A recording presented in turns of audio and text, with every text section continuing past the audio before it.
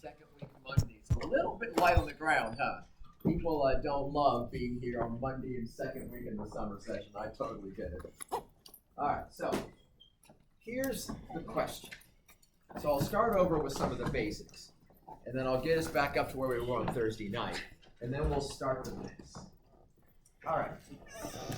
The whole thing starts out first in the question of the selection of individuals for passing on their DNA or not passing on their DNA, right?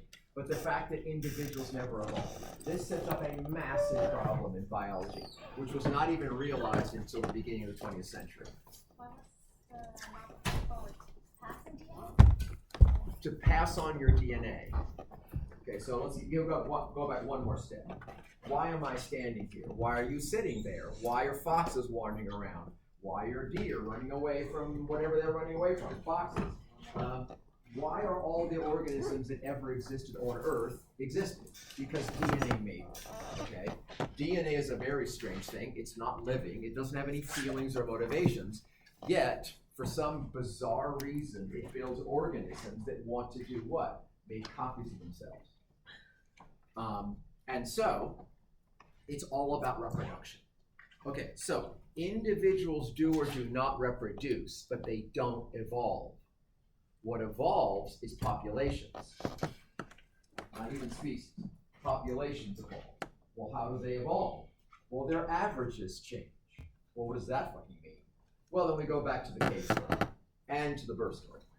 So if nuclear war made the remaining human populations live in caves, no one individual would get shorter or taller, but shorter people would pass on their DNA, meaning that in the future, the human population average in terms of height would be shorter.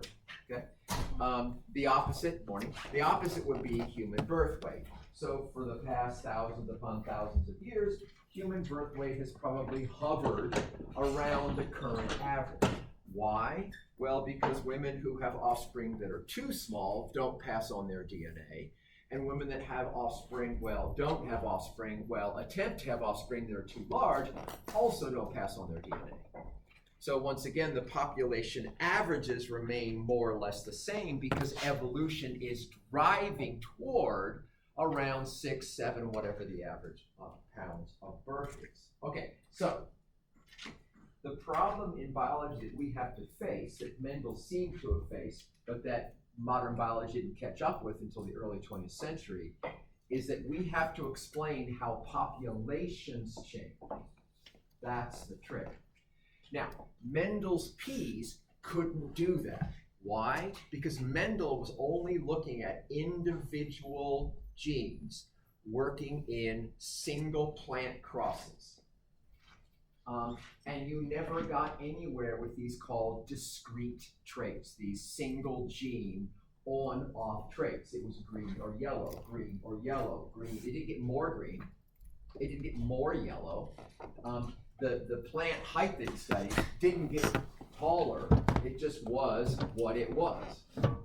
But our story about going to live in caves requires us to gradually get shorter.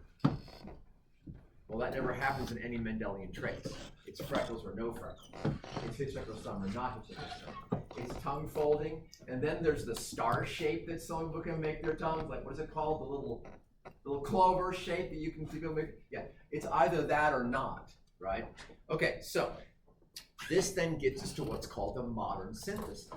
How are we to understand how evolution occurs in populations, but affects individuals? Okay, that's the nightmare. Okay, so now, this means what we have to study is not a Mendelian system, but what happens when you have a bunch of adults who have sperm and eggs. In a sense, you want to think about reproduction being both males and females tossing out their sperm and eggs into a little pool, right? And then the sperm and eggs randomly mating in that pool, okay? We don't have any choice. You want to think, it's called random mating, by the way. And so this is perfectly good biology. And then having randomly mated in that pool out there while we weren't watching, out marches from the pool a bunch of new offspring that are our offspring. They're our children. do our children resemble the parents, phenotypically speaking? Okay, so then the classic is, okay, so a bunch of people randomly mate, okay? In that initial population, there are a certain number of brown and blue eyes. Leave out green, it's a mess. We're just gonna make it really simple. There's a certain number of brown and blue eyes in the total population. Will their offspring have the same number of brown and blue eyes? Well, maybe, but maybe not. If they do have the same number of brown and blue eyes, we would say the population has not evolved, correct? It's actually stabilized. If there are a different number of brown and blue eyes in relation to each other, we would say that population has evolved more toward blue or more towards brown or what have you. Does that make sense? Okay, that's what we have to do. Now, the way to do this is to do your sort of Doc Ock Spider-Man story, where Doc Ock goes into a concrete laboratory far underground, kidnaps 10,000 people. The numbers are always in numbers of 10,000 or 1,000 to make life simple for you, and then simply harvest. Isn't that a great friggin' word? Harvest their sperm and eggs. Ooh, sounds like fun. And then artificially in vats of sperm and egg using minions of rubber gloves makes new individuals. Now you can't do that, right? You can? Let's go! I think maybe the bureaucratic administrative paperwork problem would be the worst, right? It's bad enough to be a mad scientist, but it's even worse to show up before a government department and go, can you justify the use of kidnapping 10,000 people and harvesting their sperm and eggs? Check box 7. Yes, I will harvest their sperm and eggs.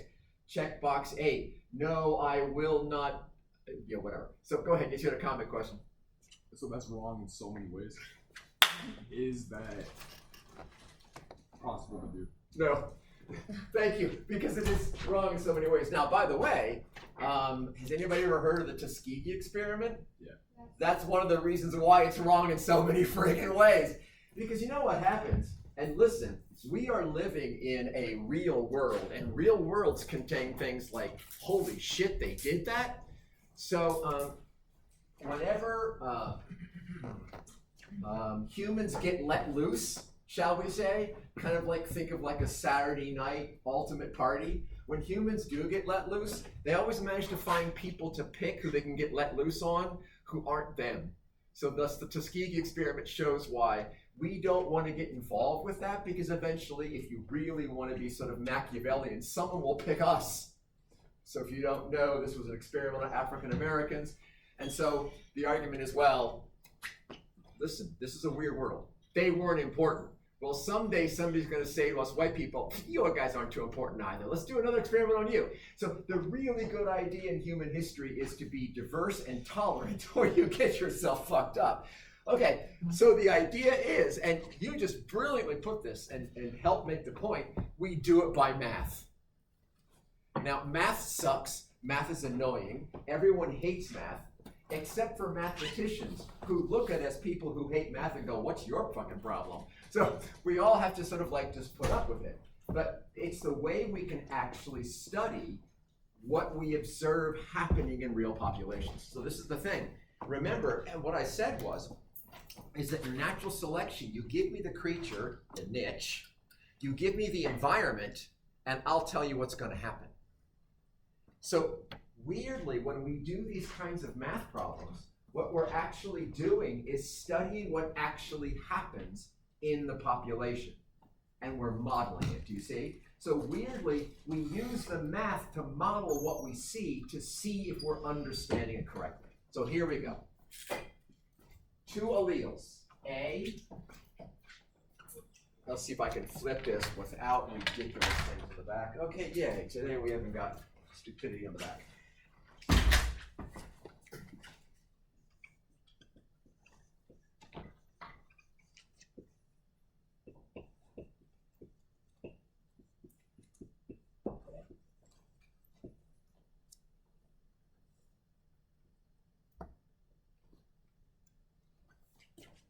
Okay. So A is a normal red blood cell shape. S is the sickle, literally shaped like a sickle cell sickle cell shape, sorry. Okay, and you get this.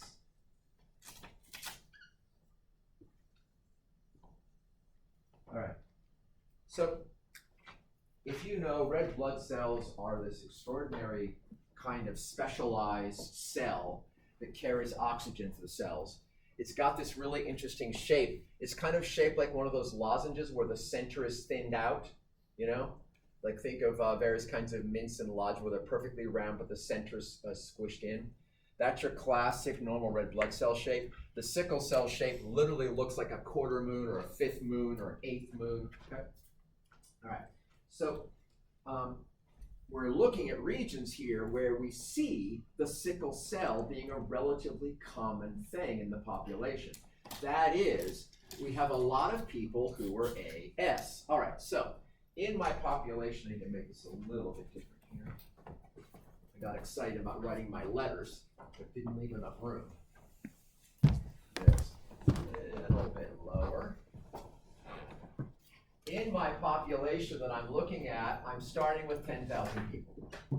Now on the exam, I will always give you figures of 1,000 or 10,000. That makes your life easier, yes? It would say TO. That says, thank you, yes. My bad writing, F0. Let me fix that. F, can you see it better now? F0, okay. So in my population, I have taken their blood and I've typed them. And I've discovered that I've got 7,000 AAs, 3,000 ASs, and of course, 0 SSs. Okay, so here's the thing. Almost everybody on Earth, and it's a very large number of people at this point, have all AAs. We are all mostly AAs. Because that's, yes? What does it say why? It's a bit. F0, AA, AS, and SS. Yes? Maybe at least attend meetings. For AA,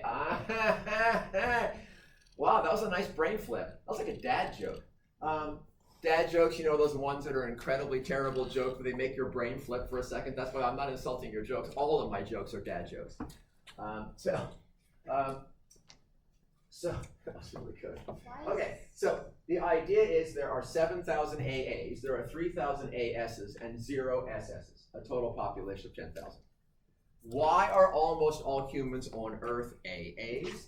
Because we all want to have lots of really nicely, roundly shaped red blood cells to carry oxygen to our cells and make our bodies efficient in the using of oxygen, right, to create energetic use, okay, to create energy. Okay, so now, why are there 3,000 ASs? Well, this is why they're interesting. Oh my God, the word interesting. I'm sorry, I can't help it. I guess let's just live with being one of those people who say, this is so interesting, and you go, oh! So, sickle cells appear wherever there's lots of malaria. The S allele appears wherever there are relatively high rates of malarial infection or malarial transmission in a population. And we'll talk about that in just a moment. But the thing is in our population, which is in a malarial region, we've got 3,000 ASs. Now, there are 0 SSs because if you have both S's, you die before you reproduce. Okay? Does that occur when both parents have sickle cell? No. Parents who have sickle cell don't live to reproduce. Remember, that's why I know it's confusing. You're trying to catch up with me. So yeah, that's what never happens. However, tell me where it does happen. Let's see what I've got over here. Yeah, I can do it over here. Morning. So, tell me where that would happen. What would parents have to be to produce a sickle cell offspring that dies? There you go. All you need is 2 heterozygotes meeting each other. Then you get AA, AS, they're carriers, right? That's the word you were looking for. And then you get 25% of the time, you get an SS offspring. And that's why almost everybody on Earth is an AA. Because unless there's malaria in the region, you never want to be even a heterozygote. Because you might meet some other heterozygote, and then your fitness your likelihood of passing on your DNA is reduced by the potential of having an SS offspring. Okay, very good comment, question. Okay, so now, what happens? Well, what I want to know is, I want to know what's going to happen, just like I showed there, in the next generation. I want to see if this population is evolving. Now, I have a suspicion this population has to be evolving because of your question, comment exactly. The population should be evolving because in a population where, what, half, almost your population is, not half, sorry, about 30% of your population, why can't I do math today? 30% of your population is sufficient that AS are going to meet each other. That means that S should be doing what in the population? Decreasing and eventually disappearing. Yeah. Okay, let's see if that's correct. All right, so now what I need to do, I got multiple colors of pens today just for this reason. What I need to do is I need to figure out how to separate the A's and S's. Because my question is, what's going to happen to the S allele? I want to know, in this population where I've got malaria, I want to know what's happening to the S allele, okay? We know in normal populations the S allele diminishes and disappears relatively rapidly because it can't sustain two heterozygotes meeting and mating, okay? All right, so I've got to carve out the A's from the S's. Now that's easy in AA and SS because, let's draw it over here. Here's your AA.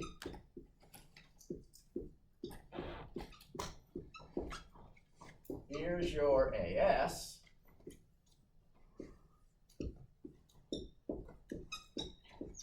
And here's your SS. When they produce sperm and eggs, all their sperm and eggs are going to be? Right. When they produce sperm and eggs, they don't, but it doesn't matter. You still have to consider it as a hypothetical. All of their sperm and eggs are going to be? But when they produce sperm and eggs, it's going to be very different. How much of their sperm and eggs are going to be A? Half. And S will be half. Okay, so here we go. You ready? Back to my original color. I've got too many colors here for my brain. The frequency of capital A in the population equals, well,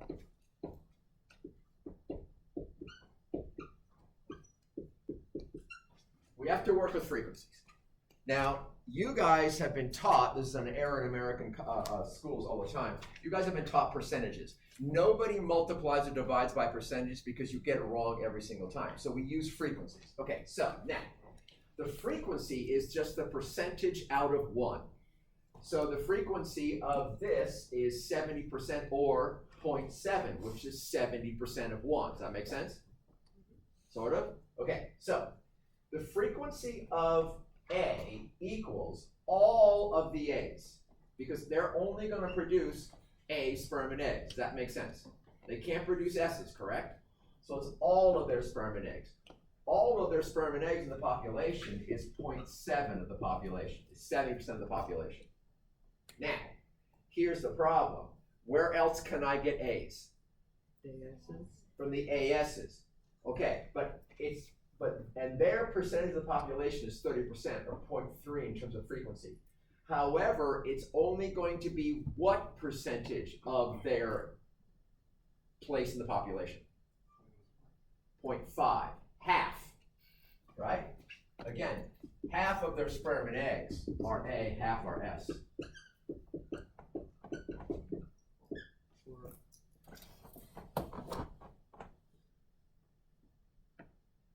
Okay. S works the same way. So one of the things that Arabic numeral systems taught us about zeros when we didn't have zeros was zeros actually matter, and you have to put them in no matter what, because you end up in problems if you don't necessarily do so. So what percentage of the population is SS? Because all of their sperm and eggs are S, but they're 0. They contribute 0 to the population. But where else can you get S? Well, it's right back up in the AS's, and that's the other half. So this then completes. That's the AS's right there. that equals 0.15. Okay? That frequency does add up to 1, something you always want to check. We all make math mistakes. I know. This fucking thing. Here, let me put down. All right. Does it say 7? Can you see that way? Yeah. Does it say 7 plus 1/2? 0.7 Oh. plus 1/2 times 0.3 equals 0.85. 0 plus 1/2 times 0.3. Yes, I know this is classic mixing, but it is a standard way of writing it. Equals 0.15. Okay, now, what do I do next? Well, what I've just done is I've tossed all my sperm and eggs into the pond, right? Remember I said, you've got to get them outside of you in order to understand what's going on. Okay, but now I do have the problem of sperm and eggs. You can only match sperm to eggs, correct? Okay, so I need a vat of sperm, I told you I was going to do a mad science experiment. Vat of eggs. And I need a minion with rubber gloves. So we've got a vat of sperm, little waves. That's just disgusting, isn't it? So A equals 0.85, S equals 0.15. Okay, I can draw. I can write and think at the same time. Nope. I'm a bit confused on A, hang on, you can't just interrupt without giving me a second. Okay? So what's happening here is that in my vat of sperm, 85% of the sperm are A. 15% of the sperm are S, or 0.85, In my vat of eggs, 85% of my eggs are A, and 15% are S. Question. All right, so now all I have to do to figure out what's going to happen in my future population is just have my minion do some basic work. Okay, so now, I remember need to find out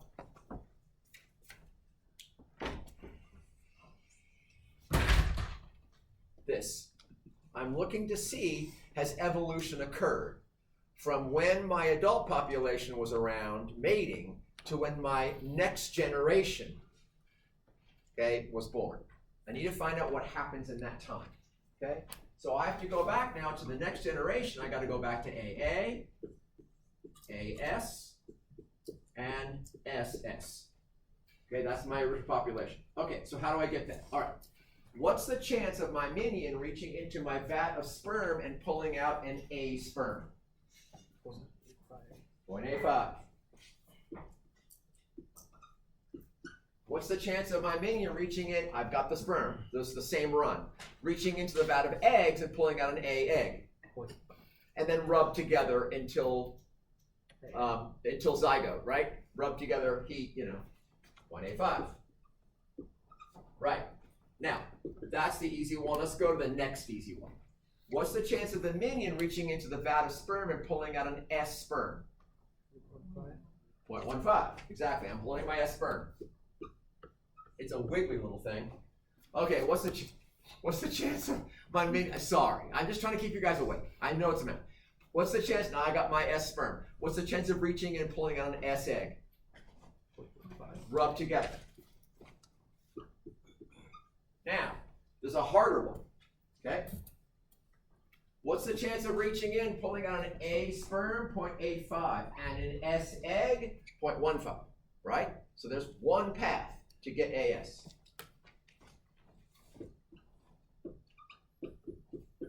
But there are actually two paths to get AS, aren't there? Because I could go A sperm S egg, or I could go S sperm A egg. They are entirely different runs. There's two ways to get AS. So that means I have to multiply the whole thing times 2. Okay? Now, curiously, I can do the math for you. You don't have to.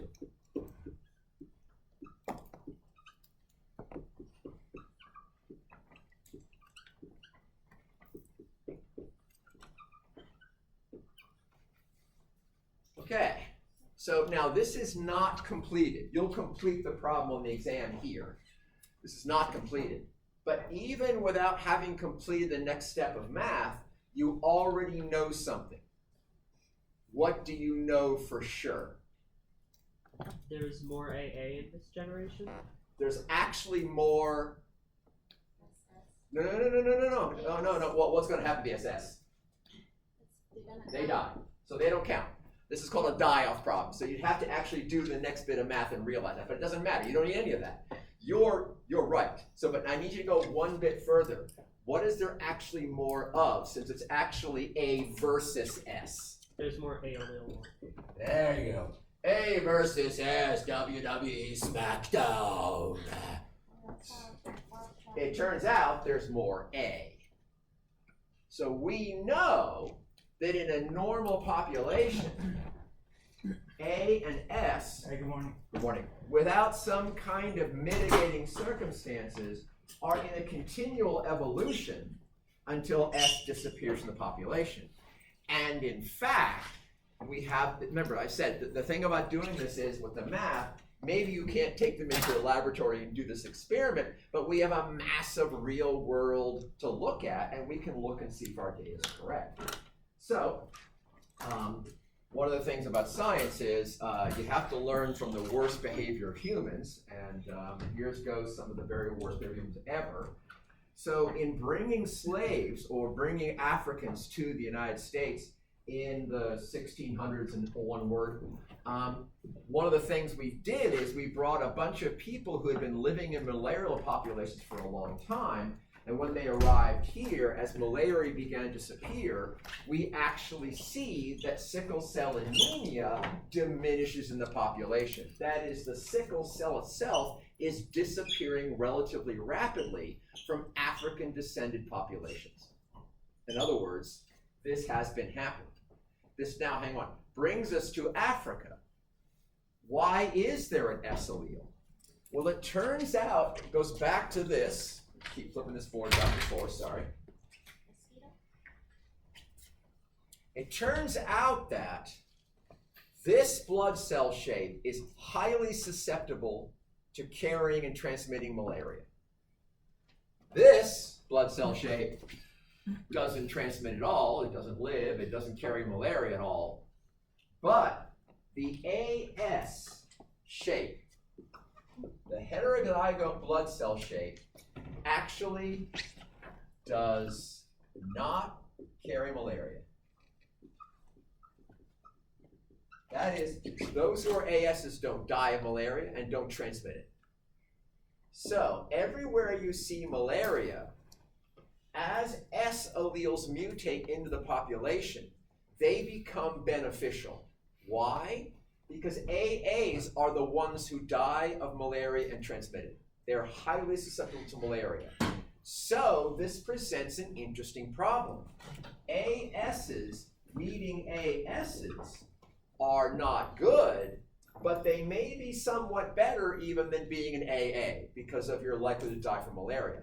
Now to know how bad this was, before modern medicine, over 1 million people a year were dying from malaria, many of them in Africa. So it's a terrible disease in terms of its outcomes. So it turns out then, we have a nice study of evolution. In the presence of massive amounts of malaria, AAs are disfavored because of susceptibility to malaria. The S allele then is favored, again, S versus A, is favored because it provides significant protection against malaria, even overcoming the heterozygote problem, where heterozygote meets heterozygote and 25% of the offspring die.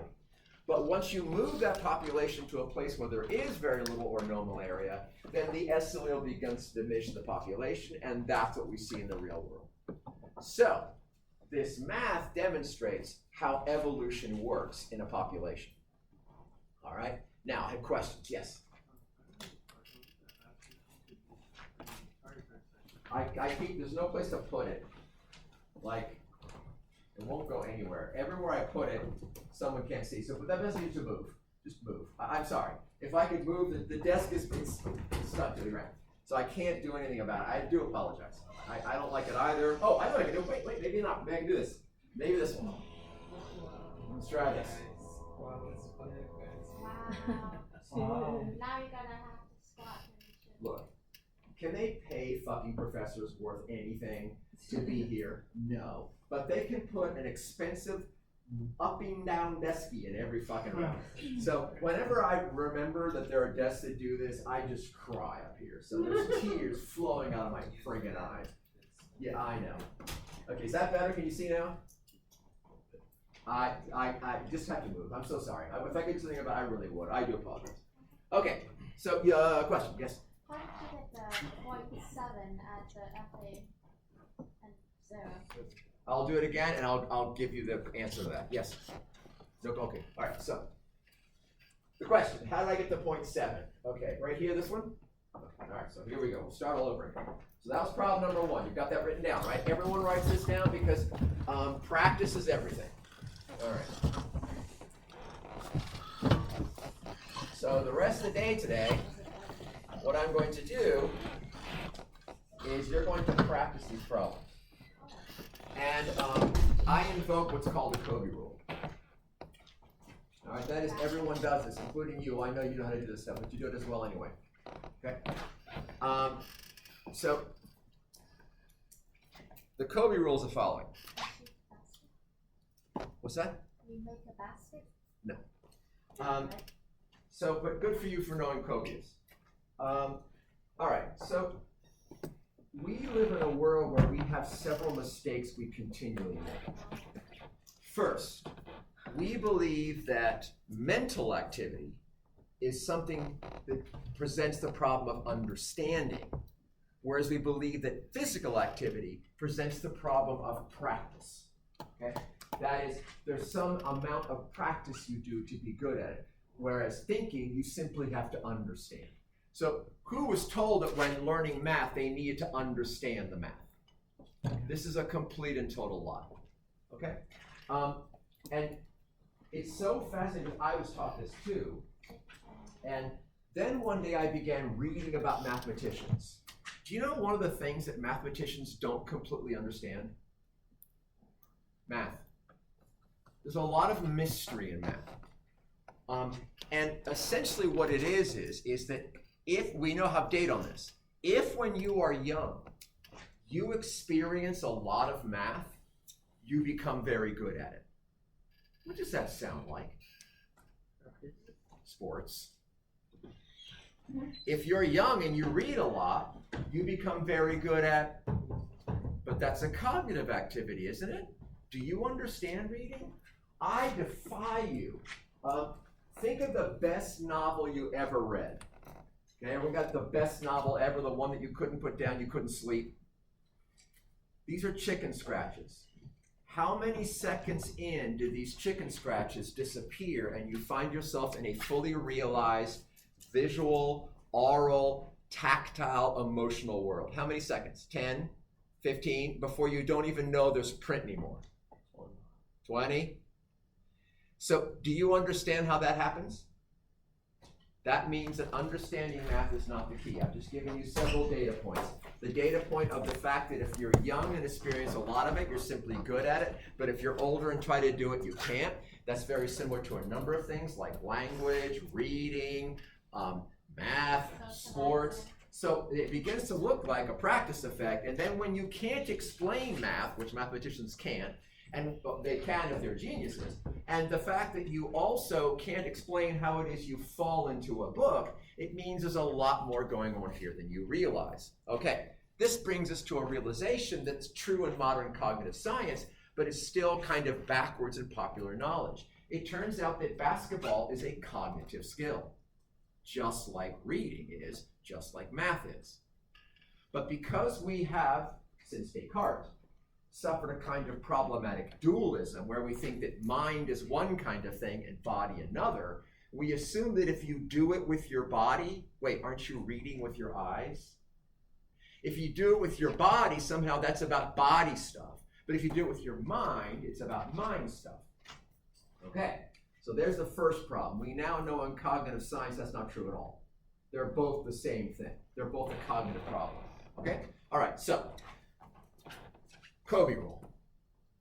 Covey, during his period as a player, and this is not a wandering off or a digression at all. This is about what this class is. It's about what cognition is. This class is about cognition for me. Covey, during his performance as a player, had one specialty. His greatest talent was what? Do you guys, does anybody really know their Kobe? I never watched the game. Son of a bitch, who said that? Damn, good for you. Yes, free throw percentage in clutch games in the last 2 minutes. Damn, love it. Almost no one ever knows that. So Kobe's was famous. So in the last 2 minutes of basketball games, okay, who knows their basketball? Okay, what is the last 2 minutes of basketball in a very tight game, especially when you're approaching championships and you need your percentages up? What is the most important part of the last 2 minutes? Oh, you guys failed that one pretty quickly. No, scoring is scoring. Yeah, why? Because people probably feel all the time. Why do they foul each other? Oh, One, stop the clock. and change ball position. Yes, so it changes the court position where you are, and it gives you an advantage. Okay, so let's play the game now, real quick. All right, so I'm inbounding, all right? And the thing is I'm in the last 2 minutes. The game is down to a couple of points. This game is going to be something that the future is now, it's riding on who wins this game. This is not a simple, fucking who cares if we win this game or not. They're not going anywhere. We're going to go all the way. All right, so I'm trying to inbound. I know that the player's going to get fouled. So who do I want to inbound to? I thought this was really easy, guys. Who do I want to inbound to? Yes, correct. But can you tell me why? He has the best probability in the free throw. He's gonna make the free throw. Now, the other team does not want me to inbound to Kobe. Why? Inbound is to get the ball and start the game. Why don't they want to inbound to Kobe? There's 2 reasons. This is just basic critical thinking, guys. I outlined you the problem. You figured it out for me. You guys are the fucking coach. Yeah. Say that again? They're going to have to foul him, but what are they never going to do? They have to foul him, but they're not. Why? He's going to make both shots. By the way, in championship games, the last 2 minutes, he went up about 95% in free throw in some games. That's horrifying for the team. So what do they have to give him? Since they can't fucking foul him. Look, you got a player, Kobe. Well, how good was he at open field shots? Fucking brilliant. So he could hit threes before threes were a thing, right? He could shoot out the perimeter long before perimeter shooting, like just open shooting. I mean, he was great at every shot. Okay, so they don't want to foul him, which means they have to give him what? Space. Yes, there you are. Number 2, you got to give him space, which means he can shoot without a defender in his face. You give Kobe an open shot while a defender in his face, what's he going to do? He's going to make the shot. Okay. So, Kobe's mastery of the free throw allowed him to win endless games in the last 2 minutes, and he did. He would carry the team for the last several minutes. They would just friggin' give him the ball. Who knows about this? You should. This is important. Because this is part of the strategy of thinking through how things work. Okay. So, and by the way, why did Kobe drive Shaquille O'Neal off the Lakers even though they'd won 2 champs at that point? Why did he drive him off the Lakers? He never practiced it. And what was his free throw percentage at the end of games? Okay. Who's heard the term hack-a-shack? Good for you. What is hack-a-shack? Purposely foul immediately. Shaq was open. They would hand the ball to him. Why? Because immediately the defender would hack-a-shack, would hit him. And then Shaquille goes to the free throw line, and he makes in clutch games in the last 2 minutes, what percentage of his free throws? 1.5%. Below. The harder the last 2 minutes were, the closer the team, the more below 50% it went. Okay. So, every day, 6 days a week in the gym, Kobe would shoot hundreds and hundreds of what? Free throws. Why? He was already the greatest in the game. Because you're not good at it, you're not a professional unless you do it. And there's the Covey rule. You see, in cognitive tasks, which we now know are no different than any other kind of tasks, we are embarrassed to practice because the argument has been all your life, either you understand or you don't. But the last 35 to 40 years of cognitive science have taught us that that is exactly wrong. I gave you a couple of data points. How come it's all about doing it when you're young? That doesn't make any sense. How come it turns out not to be about understanding? That even some of the greatest mathematicians struggle to understand math itself. Well, because it's not an understanding system, it's a technique and practice system. So here goes the next question. Did Kobe understand the physics of every shot he made? He might have, he was a very smart kid. Maybe, but maybe not. So why was he able to master the physics of every single free throw? Because he practiced it. How do you become good at math? You just practice it. Some of us are better at it. Some of us are more natural and understand it. Some of us it's not natural. Can I prove this? Yes. There's a great book called Talent is Overrated.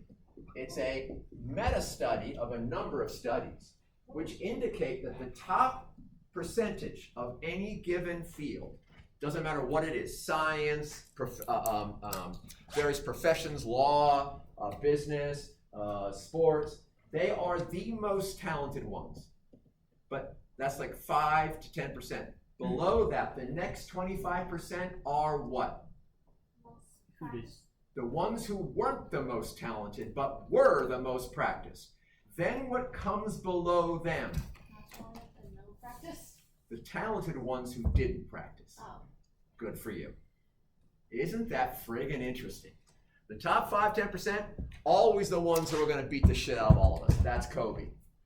The next 20, 25% are the people who were never great at it, but who were always working. Then came the talented ones who didn't work. Yes? It's kind of getting a brand new for practice makes perfect. It used to be said that was only about physical activities. And now in cognitive science, we know it's actually even more true of cognitive activities. Correct.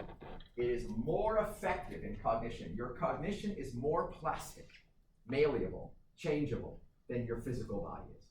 You will never be able to be a great basketball player, any single one of you, including me and everybody else who is our height. Not going to ever happen. That's how much the body determines your ability in sports. I have a great gymnast, but she's got small feet. That means she has a short arch. You'll learn about this in this class. It's not a digression. Because she has a tiny arch, what will she never be able to do very powerfully? Run or bounce. What is gymnastics? Fast running and high bouncing. She'll never be a track star. She'll never be a distance or a short distance runner. Why? She has no power in her feet because they're too small. Isn't that friggin' amazing? And that's part of our class. We'll talk about arch length and arch later on. So everyone does this because if you don't do it, you're not a professional at it. You don't know how to do it. Kobe proves it. So here we go. Let us just now, why do I do this? Because every semester people won't do the problems on their books because they think it makes them look dumb. All of that teaching is backwards. So bad. So here we go. Paper. Paper. You do it. Everyone's embarrassed, but we're all embarrassed together. Yeah? Yeah? I don't see you, okay, make sure. I get to pick on people, not because I want to pick on them, because I hate seeing this question failed, because there's no reason for it. All right, so now, the first thing to begin building is patterns. Knowledge is not memory, it is sometimes, but even more, it's patterns of memory. So look, it's 10,000, right? And I'm always going to give you blocks of thousands. How many different problems can there be then if I always give you a 0 and 2 blocks? What's the number of problems I can actually give you? Well, tell me. Take it out of 10. Out of 10. So what are the possibilities out of 10? I've got 7 and 3, right? 5. What are the next possibilities? Thank you. Here we go. Invent me some letters that can be differentiated. G and sure. G and J. So our two alleles are G and J. Is that it? Does that look good? And the numbers are 6,000.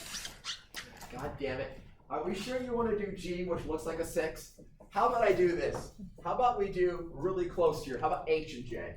Yay. Because that way we cannot get confused. Okay, so I've got HH, and that is 6,000. Write it down, please. I've got HJ, that is 4,000. And then I've got JJ, and the poor JJs are all dead. Okay, that's 10,000. Okay, got that? Now, where did I get the 6? Where did I get the 7? Well, frequencies.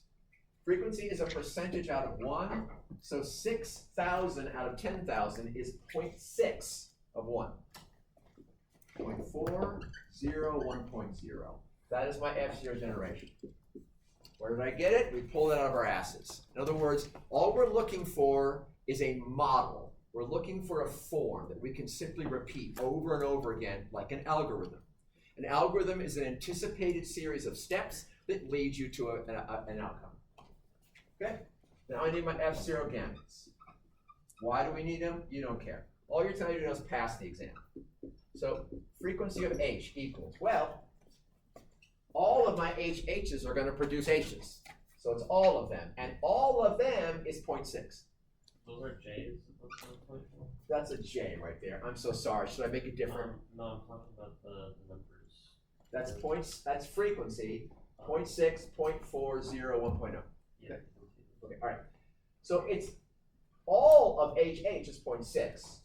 Plus, well, right here, I need this half. Remember HJ? So HJ looks like this.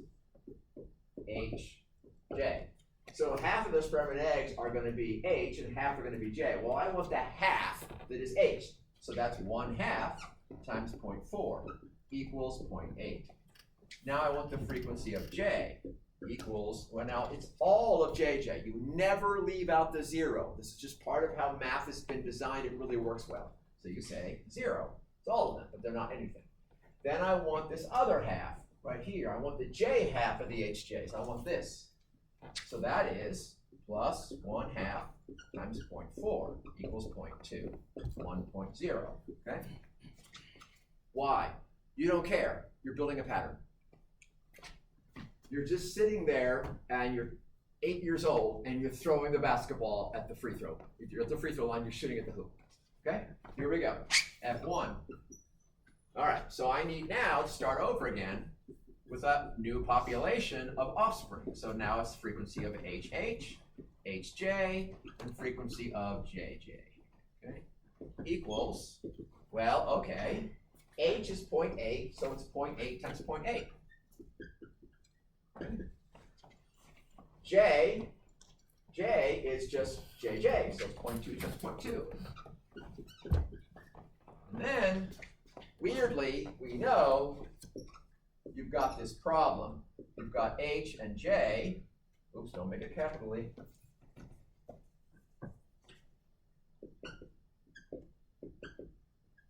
So it could be HJ or it could be JH. So that's 0.8 times 0.2 times 2.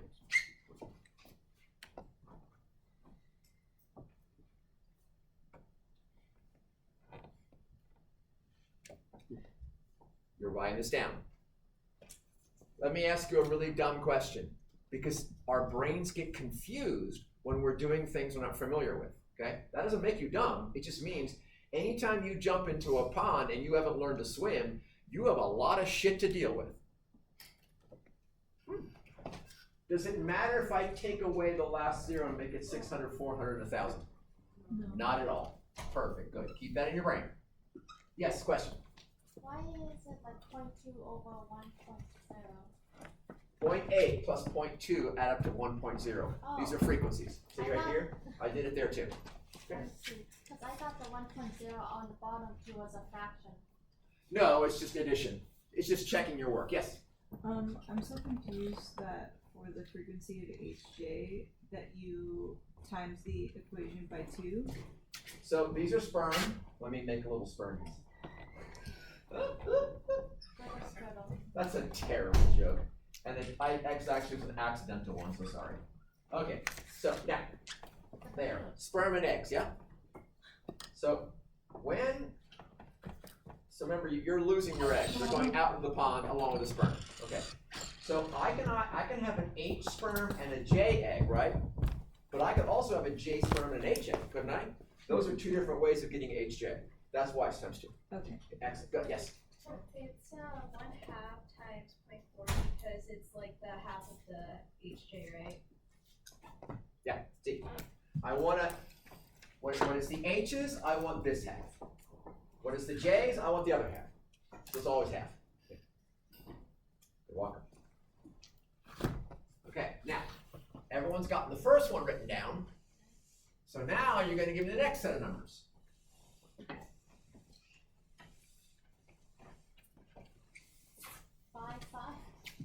Okay, I knew you were gonna go to 5, because you've been saying that now for a while, so I figured it might as well.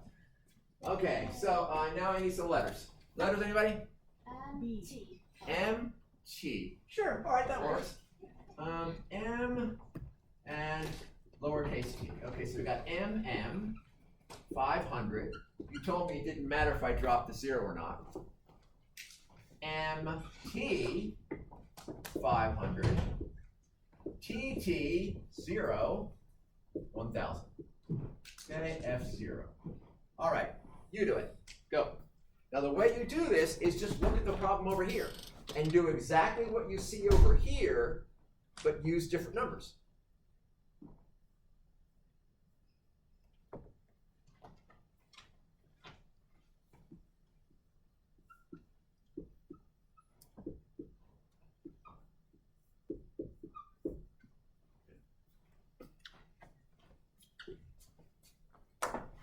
While you're doing that, I will set up another one. I'll make up these just to make life easy.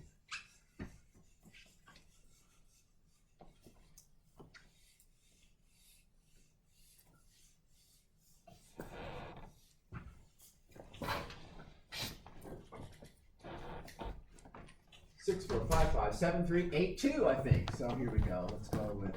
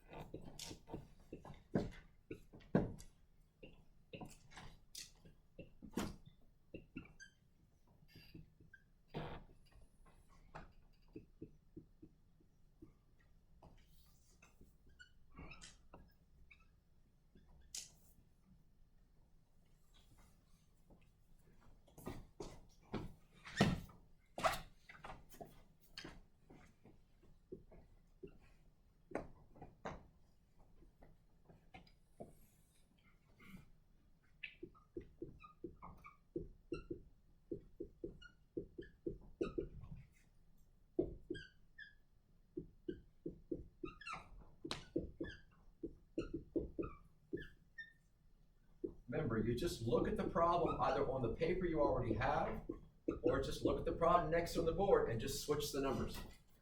Do the exact same form, don't change anything. You're just shooting at the basket from a different position. You're playing horse now. So you're playing now to the side, you're going for O. You've already gotten your H from the free throw line.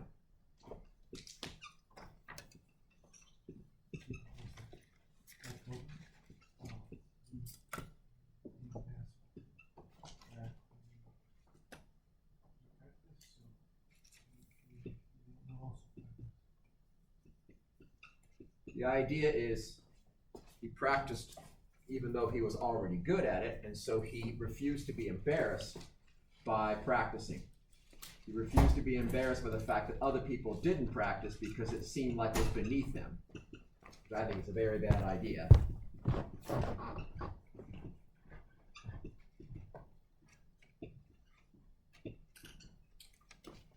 Here's the red pen.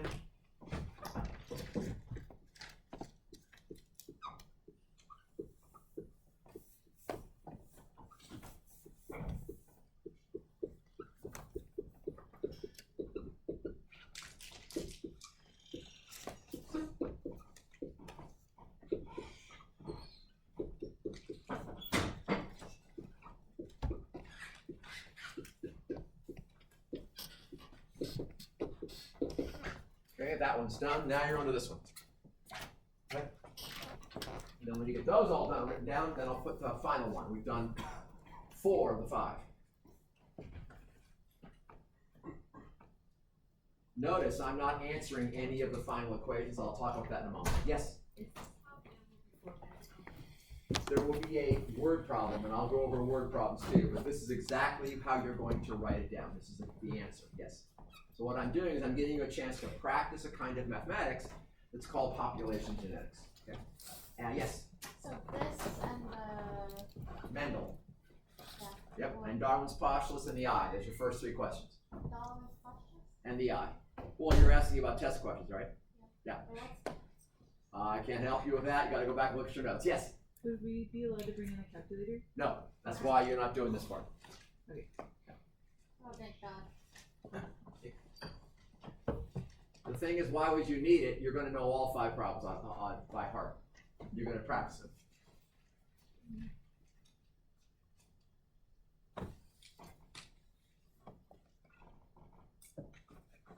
What does that say on the second part? Yeah, you should always ask, is my crazy writing? So where am I now? Tell me where I am. The first, so,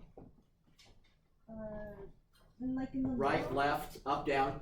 it's to something, like you wrote the same thing on the Up, down. Tell me where to go. right, Right? Okay, I'm over Left. here. Yeah? left, Left? Right here. the first thing you wrote. Like, Okay, half? on the left? No, This? yeah, Here? next to that. Oh, F0 gametes. Well, this is you. This is your eggs. This is your offspring. So the gametes are the sex cells, right? They're eggs and sperm. Oh, okay. Yeah, no worries. Of course, you should always ask, because the Lord knows I can't draw to save my life. So I try to make it as clear as possible. All right, so you guys want this over here now? Okay, this one over here. Okay. So now, while you're doing this one, we're going to put one more on the board. Put it right over here, and this one will be the final one. So if you're working through this, it's 5, 5, 6, 4, 7, 3, 8, 2, and 9-1. 9, 1. There it is. So I'll make up some more numbers.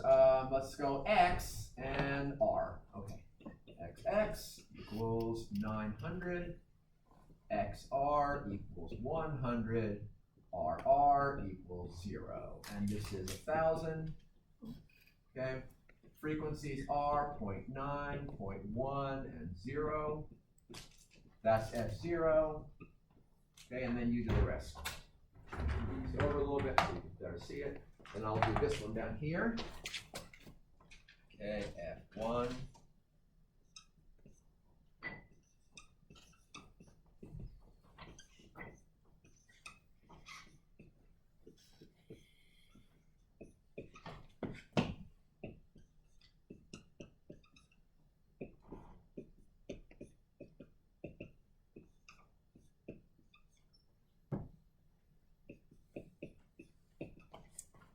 All right, that one's done.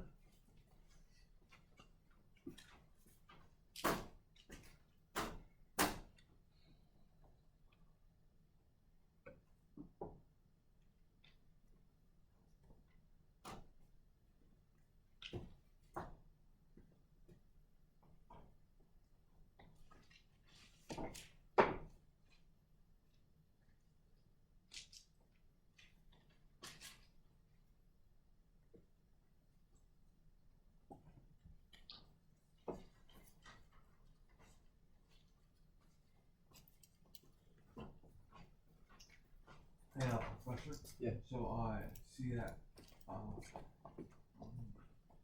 this the R? Yeah, so 9 times 9, but, 0.9 times 0.9. Yeah, 0.9. Yeah. When it goes to the R, FA or RA, frequency of RA, frequency of, yeah. So it's just R and then RA Yeah, RR, RA, and then A. AA, yeah. Question, go ahead. So that's the 2 parentheses 9. Oh, okay, so that comes from this. There's 2 ways to get RA. So let's go, we'll go here again with a vat of sperm and eggs. So we've got a vat of sperm and a vat of eggs. And in that vat of sperm, we've got R sperm and A sperm. In the vat of eggs, we've got R eggs and A eggs, okay? So there's one way to get RR. You can only get it by going R sperm, R egg, right?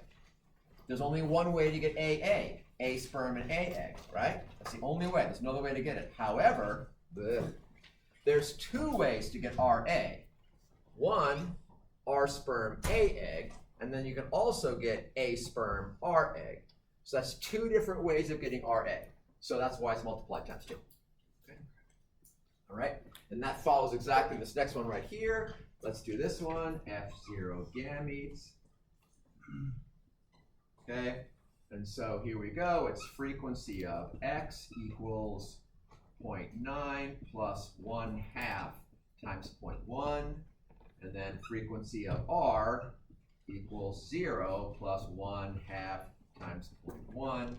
You know that half of 0.1, right, is 1/2, right? Okay, so that's 0.95 and 0.05, right? And then once you do that, it's relatively straight ahead.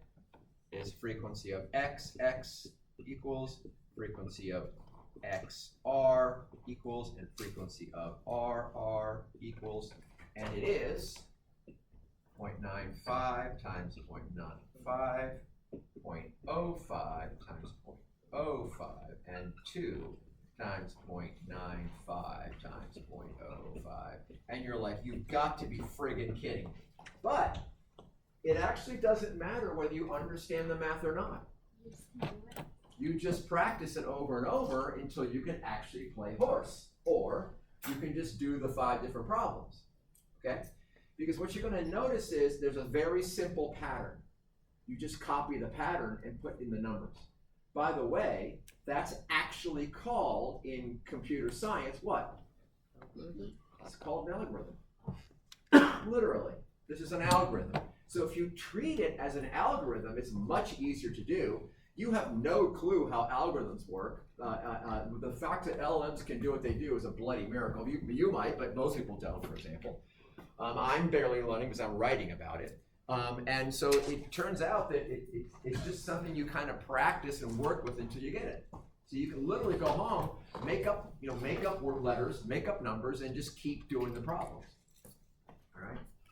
And the thing about the Kobe rule is if you do understand it, great, but you should still practice it. If you don't understand it, doesn't matter. Just practice it. You will eventually figure it out. Yeah. Is there a name for this algorithm? We're getting there. Nice questions. Perfect. Yes. So like, it's kind of this, but the Darwin's postulate, is that a math test on the test? No, the Darwin's postulates, you got to go back in your notes and look for them. I'm not sure, because I thought you said there would be 2 math questions. A graph question, Mendel, and a math problem, this. Oh, I see. Okay. All right. So first, everyone has all 5 down, right? So if you have all 5 problems, you have all 5 problems. That's all that could possibly exist. So no matter what the numbers are, you can do the problem either by practicing it or just by knowing it. Yeah. What if there are more heterozygotes than homozygotes? It doesn't happen that way. What a great question. Okay. Bizarrely, this is called heterozygote advantage. So what you, the way you ask the question is perfect. Okay, so why do we have these weird circumstances? Because again, all you want to do is get past the class and get an A, and that's what I'm here for, right? I'm not here to give you fun, interesting cocktail stories to keep you amused in your later life. This is not a great cocktail story. But on the other hand, if you're a biologist, this is one of those things that's important to try to understand. Why do we have circumstances where having both the allele kills you, but having half means you do okay? Well, it's called heterozygote advantage. And what happens is you get a balance between, by the way, this goes now to your question, you get a balance between a deadly disease and a deadly allele that counteracts the disease. So you have here, it's gone, it's off the board now. So in the 7-3 case, you have malaria, right? So malaria is a deadly disease and it adversely affects AA. It does not adversely affect AS. Well, it turns out that the sickle cell allele is also a deadly disease, but only if it's called a lethal recessive. only if you have both copies. So around the world, they're called, by the way, for those who are biology majors, balanced polymorphisms. So you've got a deadly disease and a deadly disease, and they counteract each other. So you've all heard of cystic fibrosis? Okay, cystic fibrosis is an allele which is a deadly allele. If you have, it's a recessive, it's a allele. If you have both of them, you die of cystic fibrosis. There are modern cures if you know about this, but there's still, throughout history, they die before they are produced. But it counteracts tuberculosis. So if you are a carrier for the cystic fibrosis allele, you are less susceptible to tuberculosis. And around the globe, there are these very odd circumstances where you get lethal recessives balancing out deadly environmental diseases. So there's the great answer to your wonderful question. No, sorry, the answer to your wonderful question. And then this gets to your question about what the hell is this thing called? This is a, okay, all right, so here we go. Here comes the next part. It's gonna be really easy. It'll go down like butter, I swear. Like butter. Okay, so this is called Hardy-Weinberg. Why? Because the dudes who made this up were a dude named Hardy and a dude named Weinberg. That's the entire story, so forget about that. The idea is, can we observe evolution occurring in a population? Yes, we can.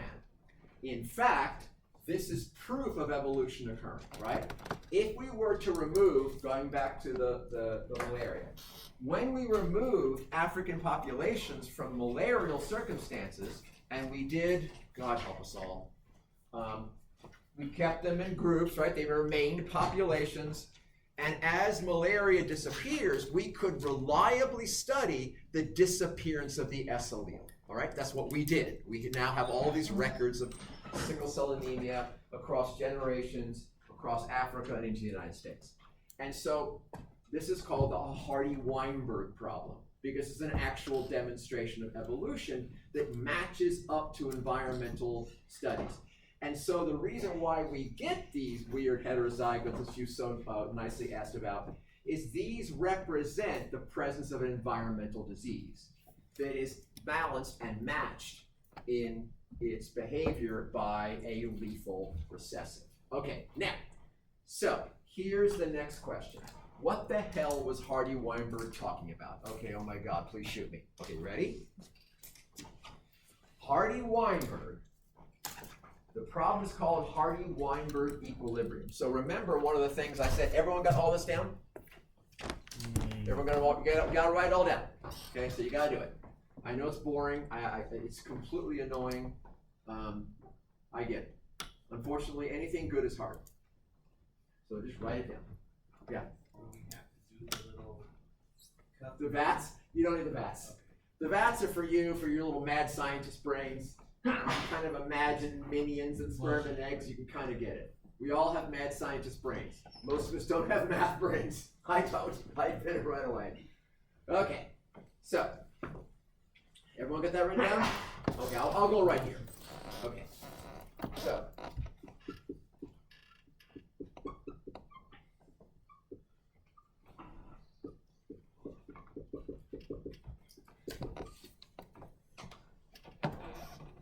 There are two outcomes in natural selection, right? What are the two possible outcomes? No. Remember, actually, survival is not important. So that would be no. So you could argue you reproduce or you don't. But actually, natural selection has two different outcomes. One, the population evolves, evolution, or two, it stays the same, which is called stabilizing selection, remember? Okay, so Hardy-Weinberg equilibrium. What does equilibrium mean? Well, it means you're in balance. So I like to think of it this way. One of my favorite t-shirts from the 1970s was 1 tequila, 2 tequila, 3 tequila floor. I freaking love that t-shirt because I'm of a generation that discovered tequila when young and discovered that tequila has absolutely nothing to do with reality after the third shot. It really is like, oh, this is good. Oh, this is great. Oh, this is fabulous. Oh, and when you have done your 5th shot of tequila, you have lost your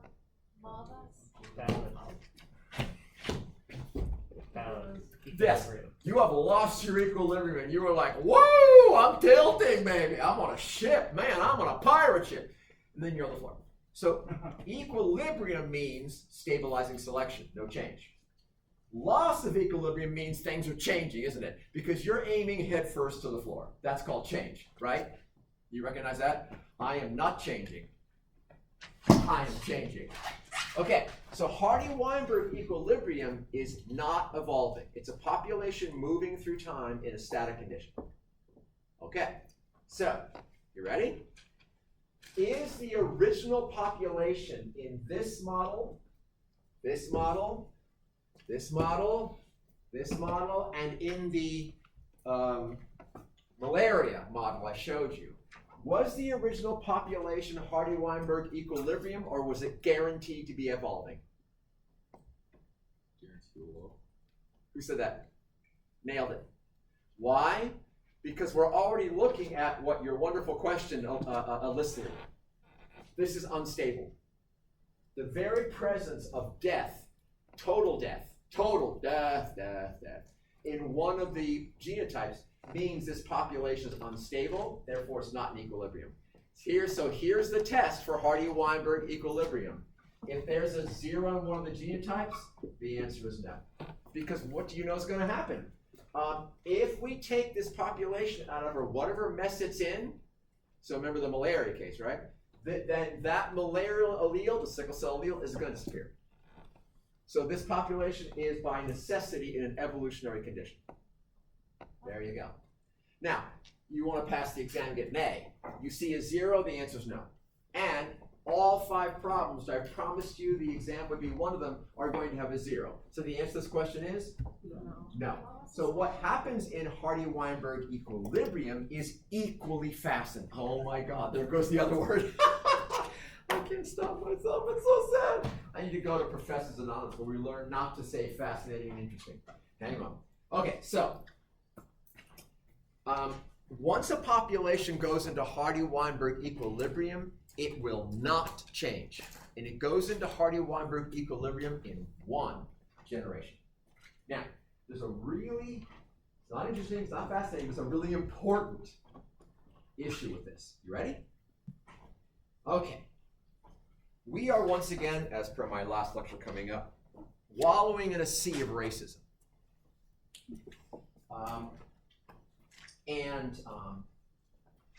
We see all across the globe. Ethnocentrism, by the way, there's actually a deep confusion between ethnocentrism and racism.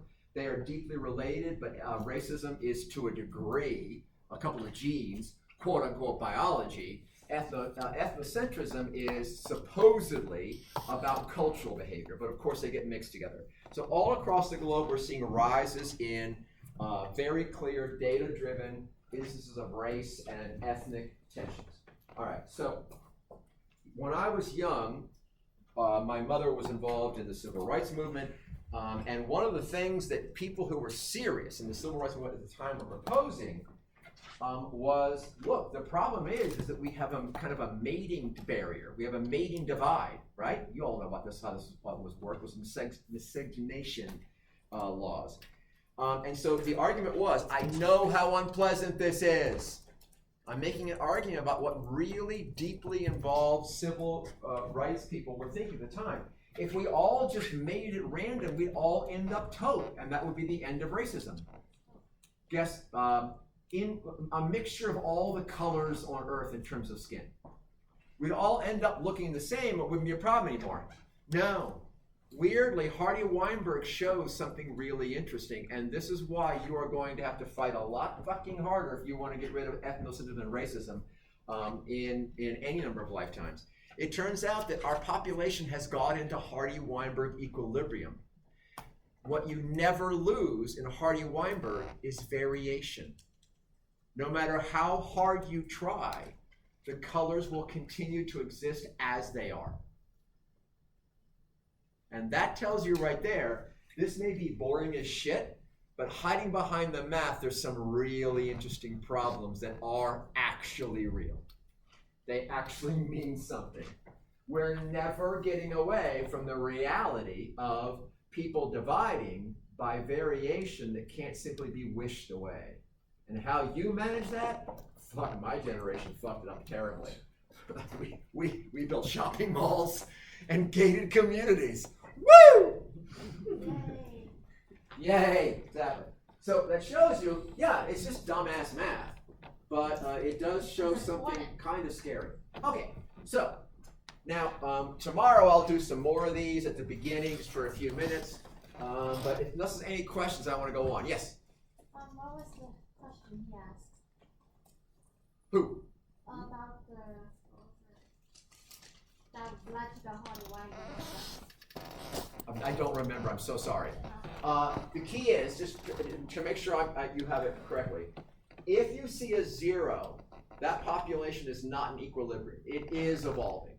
Okay. Automatically. Yes. Yes. Isn't the population, when it's in like consistent very malarial conditions, experiencing stabilizing selection? Okay. So according to Hardy-Weinberg, no. This is where it gets interesting. So now this is for you. Okay, this is for you purely. Okay. And you can go on and do what you want to with this because this is where Hardy-Weinberg becomes. Okay, so there's mathematical Hardy-Weinberg, and then there's real worlds like what I was just talking about. All right. So it turns out that Hardy-Weinberg is a kind of fiction. Now it does actually demonstrate. For example, the malaria data demonstrates clearly that Hardy-Weinberg is a correct way of looking at populations. But according to those who think about this at a mathematical level, the only way to have Hardy-Weinberg equilibrium is to have an infinitely large population. That will never happen. But if you at least start with a few hundred million, you're doing pretty good, okay? You can have no one leaving or entering the population. Next, everyone has to randomly mate and have the same number of offspring. That's never going to happen either, right? And then you can have no selection of any kind. So obviously that will never happen. So as a pure hypothetical, Hardy-Weinberg is a kind of mathematical thought. But when you look at the actual behavior, what we're seeing that Hardy-Weinberg would say is happening in the malarial condition is you're seeing evolution working in both ways.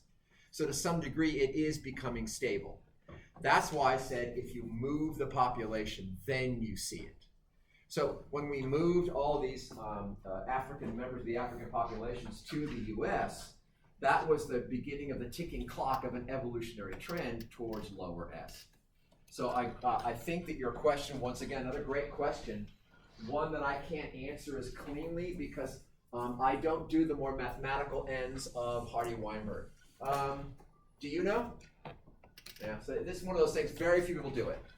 And so you'll have to maybe ask, maybe when you get into to your next university, ask a mathematical biologist, somebody who studies this kind of stuff, probability, how Hardy-Weinberg sort of manages its real world versus the kind of imaginary world it pretends. Thank you. Great question, yes?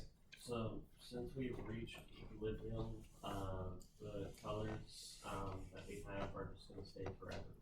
So now again, there's the fictional perfect world, but yes, so here's the thing. At the moment, we simply don't see any selection event that's going to remove color. So we are in a not infinite, but a very large population, 8 billion on Earth, right? Because migration, no one's leaving the Earth and no one's coming in. So the Earth itself is the Hardy-Weinberg experiment. This place, it is nearly infinitely large, correct? There is a massive amount of color difference that is genetic. So some parts of skin tone are genetic, yes.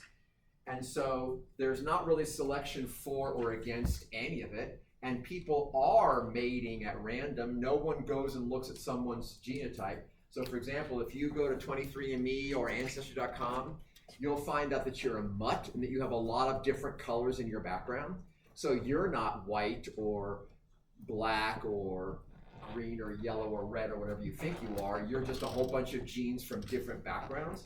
So that means then that given the random mating, and that's true for color, given, what was the other one that my brain just fuzzed on? Oh, most people, don't have more kids because they're one or another colors. Most people on Earth just have the number of kids they have.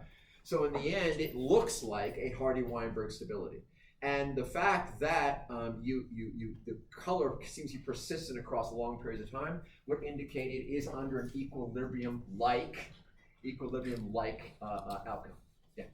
I tried to answer the whole thing correctly from a mathematical viewpoint, so I hope that made sense. Great questions. Okay. Woo! That was a lot, huh? Oh. By the way, let's talk about one thing right now, and let me go back. So a student asked, and it's a very important question, am I allowed to calculate on the exam? No, you are not. Now, that's just friggin' evil. But, on the other hand, this is how this works. Let's do I think it's the 8 and 2. So let's do A and R. So it's 800, 200, 1,000. Okay, this is 0, F0 gametes. Okay. This is 0.8 times, oops, well, wrong part of the problem altogether. 8 plus 1 half times 2 equals 0 plus 1 half times 2 equals 0.1. This will mean down here that frequency of RR equals 0.1 times 0.1. What's the answer of 0.1 times 0.1? 0.01. Yes, and that's somebody who knows their math. Almost all the rest is because you got it up before we could. We've got 0.1. What's the answer? What's 0.2 times 0.2? Oh, there it goes. You heard, did you? I won't ask who did it. It's not 0.4, it's 0.04. So the thing about humans is we're really good at multiplying whole numbers. When it comes to this kind of shit, our poor little squiggly brains go upside down and we land on concrete. So you're never going to actually do the complete and total answer. You're just going to leave it as an expression. So you guys familiar with this? So in this, you've got frequency of, what was it? AA equals 0.9 times 0.9. Frequency of AR equals 2 times 0.9 times 0.1. And you're going to leave it like that. Why? Because it's correct. Expressions are answers in many cases if you're not asked to go further. I'm not asking you to go further because under pressure on an exam, even smart people who know their mathematics will go 2 times 0.2 times 0.2, 0.4. No problem, I'm set. I see it all the time. So you'll just leave it as an expression because here you are correct, okay? And you get full points. The minute you write 0.1 or 0.4, you lose all the points. Do you see? Yeah, yes, go ahead. So in this case, it's the equation itself that matters, not It's the the actually it's the expression itself is what matters, not the actual answer. Sorry. Okay. So for the exam, we just need to memorize the 5 problems. Yeah. the percentages of the first equations. Sure. Okay. I think of it as a pattern. Once you know the pattern, it's easy. Like it's just you don't even have to memorize all the numbers; just memorize the pattern. So that's how I did it, and I'm not a great memorizer. I had to work really hard at university. I definitely did the Kobe route for university at UCLA. That was really hard work. So, pen! Ah! Stole my cap. I didn't see it down here. There it is.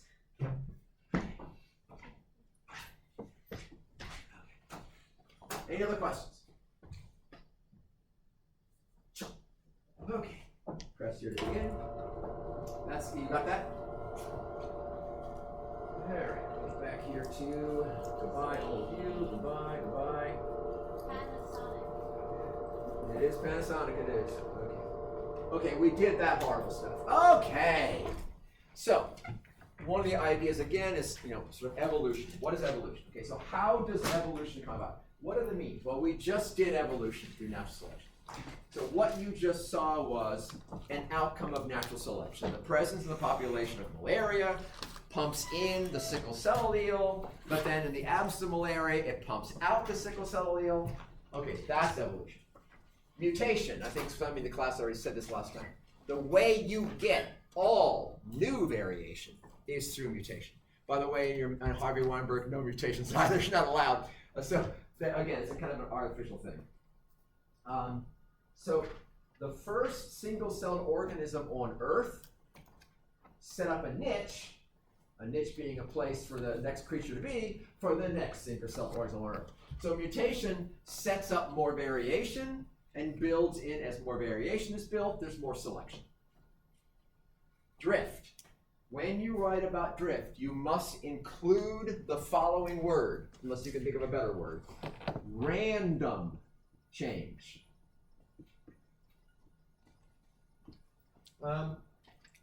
Who finds themselves drifting through life trying to figure what the fuck you're going to do? Right to the roof. Exactly. Like, yeah, that's called drift. And at some point you hope you find a direction. Okay, that's drift. It's random change. So here, natural selection is fitting the environment. Here, mutation is randomish. But natural selection immediately acts on it. Okay? Drift is a completely random genetic change that is only affected by accidents and events. So the classic example, all right? So a few years ago when I started thinking this way, I went on Wikipedia. God knows we all use Wikipedia, but we shouldn't. And I discovered that the percentage of natural redheads, not out of a bottle, in the US population is approximately 4%. Now I can't multiply by 4% to save my life, so I made it 5% to make it easy. Okay, so out of 300 million people, I believe that means that approximately, 15 million people are redheads, right? Am I close? Spread across the entire population. Now, can you imagine any natural selection event, fires, floods, landslides, tornadoes, earthquakes, hurricanes, whatever, that would significantly alter that percentage? No. It's just too many, it's too big, right? But now let's say I decided to fuck this world. I'm out of it. I'm done. I'm going to form my own population on my island. Hang on.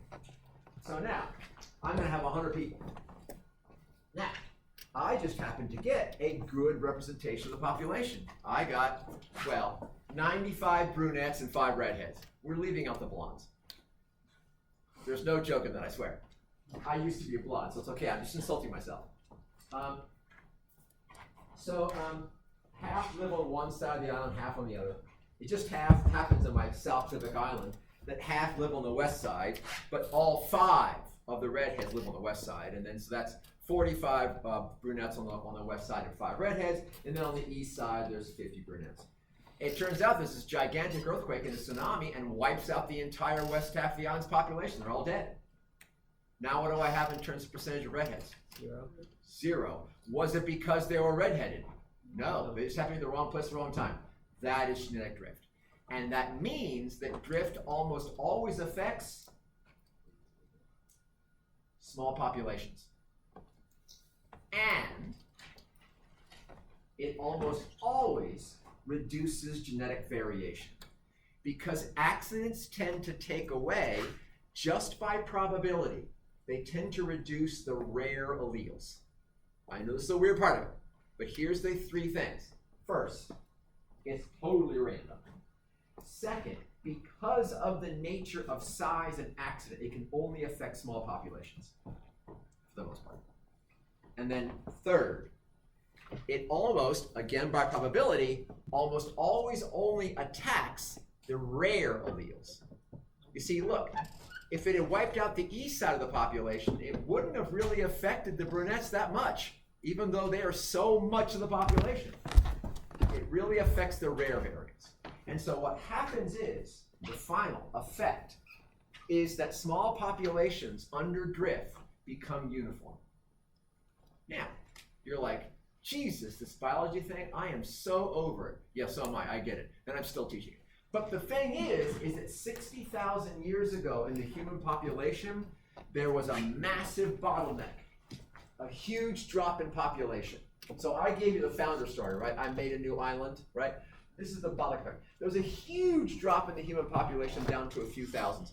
It turns out that there is a mother of us all. She's called Mitochondrial Eve. One woman was the mother, the ancestor of all of us. I love it. Now, we think, no, but who is the father of nearly all of us? Friggin' Genghis Khan. 1/8 the modern human population is an offspring of Genghis Khan. What? So Genghis Khan can do it. By God, we can all have mitochondrial Eve. Yes, actually, 60,000 years ago, there was a massive bottleneck of population down to a few thousand. And it turns out that it's very likely, again, going back to this great question about Hardy Weinberg, it's a kind of fiction, but it's also not. There is one woman whose mitochondrial DNA is the ancestor of all of our mitochondrial DNA, and it occurred because of a collapse in variation in a drift event in a very small population. You're like, good God, why do I have to know this?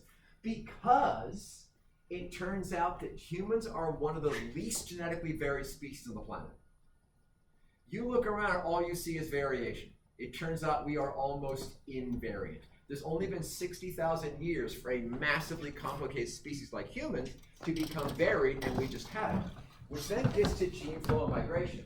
The other way you get evolution is by gene flow. Well, what is gene flow? That's your genes moving. Well, how do your genes move? Well, the first thing you do is you walk them. You get on a boat from England, and then you float across the ocean, and then you get off in New York Harbor, and you have just moved your genes. Now, the thing about gene flow is it starts in a migratory event, right? But your genes go beyond you, right? That's why I did the whole throw your alleles out thing. So the thing is that let's say my mother was born in, let's make it up here, New York, say, sure. She moved to LA and had me. So she moved her genes to LA, right? Had me. All right, so but my grandmother was born in London. So my grandmother's genes have moved to New York, she moved them, but where did they move after that? To LA and me. Let's say my great-grandma was born in Moscow. So my great-grandmother's genes, she moved them to London. But her genes have actually moved all the way to LA via London and New York, correct? So that's what gene flow is. Gene flow, that's Ancestry.com. When you look at your background, you go, good God, I'm a mutt. I've got genes coming from Afghanistan, from Israel, from Botswana, yeah, that kind of thing. Now, this is the other thing, is that humans are a unique species. Most species are located in one place. They do not move very far. Why? Because they live in environments they do not make. Does this make sense? They do not make their environment. They do not alter their environment. So they can only live within the confines of the environment in which they are a stable niche holder. Make sense? Lions cannot build boats and go out and live in the ocean. Can't. They can't go live on islands. So humans, pardon my French, simply love to move and fuck. We move and fuck, move and fuck, move. We migrate like mad and have kids everywhere. So another one of the things, not only are we highly invariant, but we mix our variation consistently across continents. And so we are a mutt species. And that's one of the things that we'll talk about when we get later on in the class. Right? Just some ideas of how this all works. So DNA works with basically letters. And there's all, and you could think of it as kind of a sentence. So like here, and it's doing it this way, it's showing you a word called codons. So codons are little mRNA bits, and they come in bits of 3. So DNA and RNA coding sequences come in chunks of 3, and they're an alphabet. So here we go, ready? The cat bit the bat. Is that an image in your head? All I got is an image in your head now? Okay. So mutations are just changes in the information. So you're going to end up with 3 somehow. So let's do simple point mutations. So a lot of mutations are just changing one letter, and you get a change in the information. You ready? The cat bit the hat. That's a different image, isn't it? How about the rat? Well, now your house is a very different place. What about the cat sit the bat? Oh wait, that doesn't make any sense. A lot of mutations lead to no change or bad, right? And each one is a potential statement. The question is, which one's accurate to what's happening in your world? Do you have lots of rats in your house? It can't be the hat if you have no hats in your house, can it? So you see, you've got an environment, you've got DNA providing the information as an answer to that environment and your niche in it, and the question is, do the mutations help that or hurt that? So in this case, if you have no bats anywhere around, this makes no sense to you. If you got a house full of hats and cats, this might actually happen. But probably you've got something more like this, right? You definitely don't have that, right? So most changes in information are either going to do nothing or make you less adapted. Some mutations might actually get you a more correct reading of the environment, because DNA is just reading the environment. That's all it's doing. It's producing creatures that either do or do not reproduce. So lots of different kinds of mutations. And you'll see suddenly they are random-ish. Mutations aren't just they're changes of certain kinds. And then, of course, remember what I said was, it's all about reading the environment, which means then that they have to be selected for if they're going to get past one. Drift, I did that, migration did that. Okay, we're not doing that. That's just evil. How many times? I'm doing so good. Okay. All right. One of the things I said was that species are very odd. That was last week. And that we should think of species as being gene pools. Remember that? Pools of genes. It turns out, and I told the whole story about 26-inch tall person. Did anybody look it up? Is it 26 inches? I think it is. I do know the 8 foot 11 and 1/2 inch version. So we've got this idea of variation. And one of the things I made a joke about was, can you imagine he never got to say, oh, I'm 9 feet tall. But I made that joke deliberately because if I could fly, yes? If he wore shoes that slightly boost the psyche. Who did this when they were young? When they wanted to get in bed, it's like, I'm going to put on my tallest tennis shoes. Or roller coaster. Tippy toes.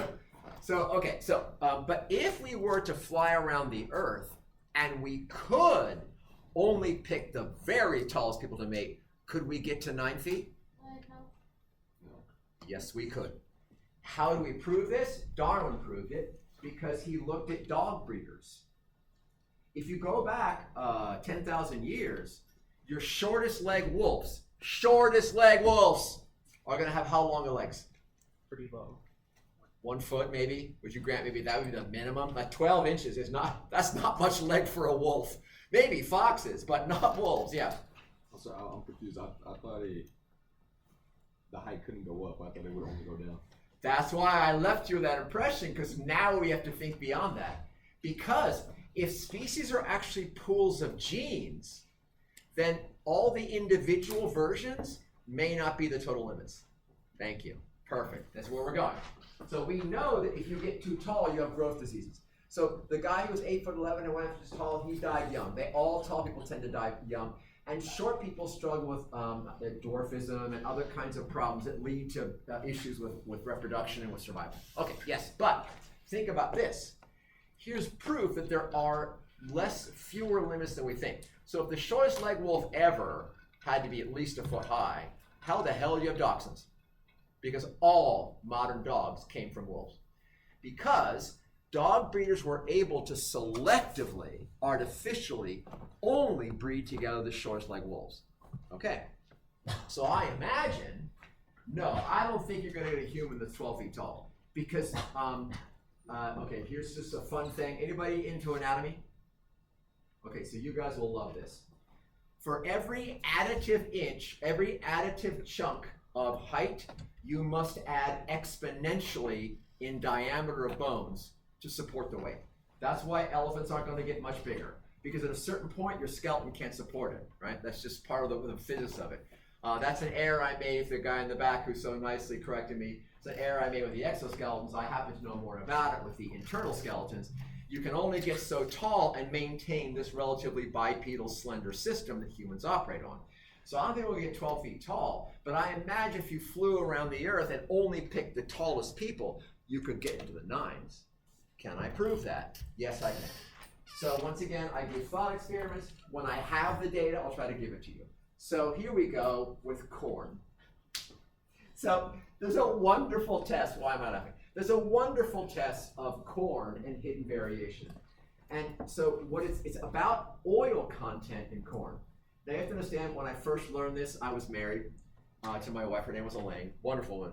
And I came in one day and said, "Oh my God, there's oil in corn." And she goes, "Okay, so next time I send you to the grocery store, go down the cooking oil aisle and see what you see." And I did, and I went, "Oh God, I'm so stupid." Corn oil. Safflower oil, corn oil, olive, everything's fucking got oil. I'm like, oh my God, I'm so dumb. That's why I'm laughing. So at any rate, apparently, corn averages between 4 and 5% oil content. Who knew? Now, so they bring corn into the lab, domestic corn, the stuff you eat, and they began to selectively breed the corn with the most oil selectively together, and the corn plants with the least oil selectively together. You can see where the bump happens. Generation 40, by the way, across many species is a really interesting generation. But they were able to breed, the outer limit was below 5%. They bred it up to close to 20% oil content. Weirdly, they were briefly able to breed down the oil content to 0 in one generation. They mostly stayed at a little below 1. So what it turns out is that the phenotype, the observed traits of the population, are rarely ever the possible limits of the gene pool. Right? There are physical limits. Yes, as I said, one thing about internal skeletal structures is you add length, you must exponentially add width to the bone structures. But on the other hand, the limits are more plastic than we realize. Now, why do I care? Because I know you don't. It's okay.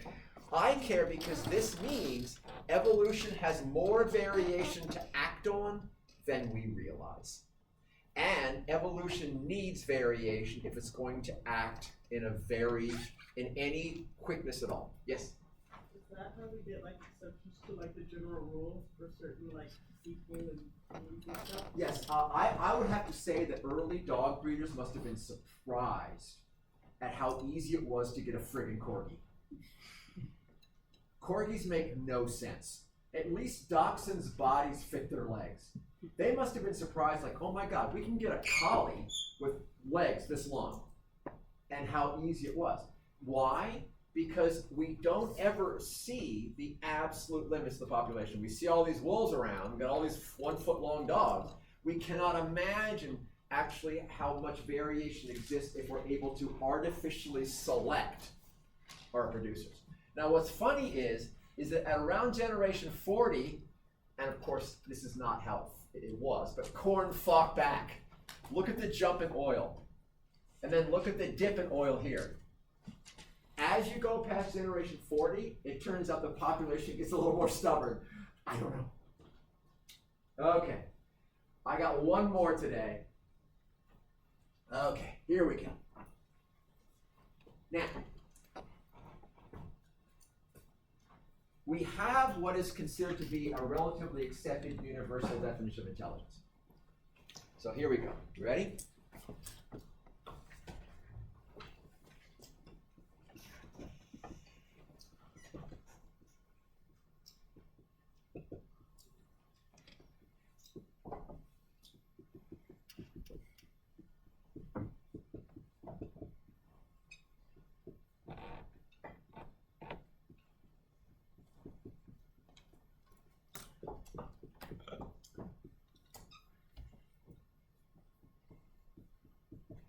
Intelligence is flexibility in observation, interpretation, and response or behavior.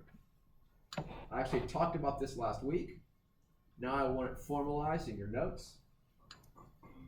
Once again, intelligence is flexibility in observation, interpretation, and response or behavior. Now, my favorite story of this, of course, I think I told it last week, but I'll tell it again because it's a really great illustration. So, Michael Spinks, Mike Tyson was the greatest fighter of his time, I think, bar none. He was clearly heads above the other heavyweight fighters. He's the heavyweight title fighter. And Zolf was a very smart guy. And he gets in the ring with Evander Holyfield. And at some point in the fight, now, and in these kind of fights, you lose and you're going home with millions. If this is a $15 million title fight, you probably lose probably goes home with $15 million, the winner gets the rest, something like that. Anyway, you can go home and look it up. So he gets into the fight with Evander Holyfield. And I want you to imagine you've just been hit in the side of the head with a brick bat, it's a baseball bat. Wham! You're like, where the fuck am I? And he bites Evander Holyfield's ear, part of his ear off, and loses his entire career in one moment. And then he came up with this incredible expression, which is truly a deep understanding of intelligence. Everybody has a plan until you get punched in the mouth. There you friggin' go. There's nothing, I don't know of too many smarter arguments on earth about how life comes at you, but this is what intelligence is supposed to overcome. So first off, I mentioned if I'm duct taped to the board, remember that whole thing, with only a sense of touch, I'm not getting much information. So one of the things, if you're gonna be intelligent, you're gonna have a big brain, you need lots of information coming in. Next, you gotta be able to process. So you gotta be able to interpret. And I said this thing last week, you know, if somebody punches you in the face, like wham, you wake up, where am I? And you see a bunch of people around and a little ring and you're wearing shorts and you're holding these weird ass funky gloves on your hands. There's a guy in front of you, girl, person, whatever, and they're wearing like funky like silk shorts and they got like a little thing on the side of their head and they're dancing around in front of you. You have to follow Queensbury rules. You have to make sure you don't knee them in the nuts, no boxing their ears, which causes terrible pain, no sticking your fingers in their eyes, no driving their nose up into their brain. You gotta do all this, you gotta try to win the best way you can, last 15 rounds, not get knocked down too many times, it's hard to get back up when you get knocked down 3 or 4 times. But, wham! You wake up and you're in a dark alley and you see some dark figure. Should you play Queensbury rules, try the last 15 rounds? No, kick them in the fucking nuts right away. Box their ears, drive their nose in their brain, poke out their eyeballs, kick the side swipe their leg, whatever you gotta do. Interpretation. And then you gotta do better than poor Mike Tyson did. You gotta be able to respond flexibly even when you're confused. And so that's why his great comment, everybody's a plan till you get punched in the mouth. My God, what a brother. Okay, so we know we're intelligent. But no, we are. Humans are very intelligent, as are octopuses, as are all the cetaceans. We have a cetacean person I know. As are horses, as are cats. Cats are kind of smart. Dogs are pretty smart. Chimpanzees, all the monkeys and apes are very smart. Elephants, blah, blah, blah. Okay, but can this evolve? And if it can evolve, you must prove it. We have a bug that has evolved intelligence. And that's friggin' awesome.